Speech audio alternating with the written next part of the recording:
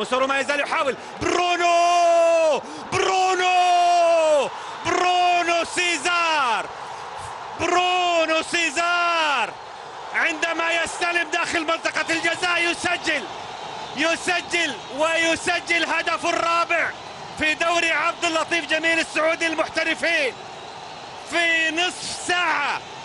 برونو سيزار يأتي بعد تمريرة ماسيريو موسورو يتفاهم بالبرتغالي، أخذ الكلام من فيتور بيريرا البرتغالي ولعب كرة إلى برونو سيزار، تقدم وسجل وسدد على يسار حارس الهلال عبد الله السديري.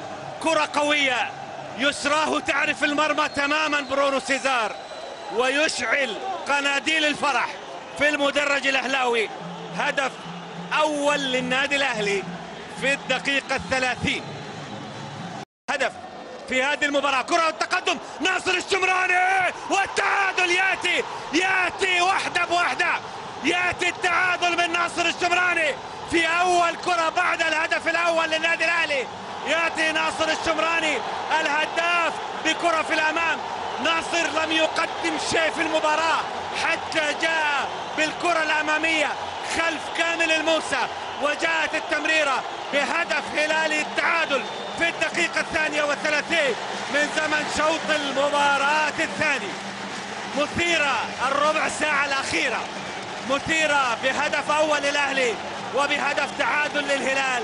عبد العزيز الدوسري يضع ناصر الشمراني أمام المرمى تماما في خفة ورشاقة وجمال، يسقط الكرة في الزاوية البعيدة على يمين حارس المرمى عبد الله المعيوف، وهدف التعادل للهلال. هدف لما ذكرت أن وسام الجابر يمتلك ربع ساعة للحفاظ على الصدارة أو لمحاولة العودة، هي وقت كبير مع فريق كبير سواء الأهلي أو سواء الهلال.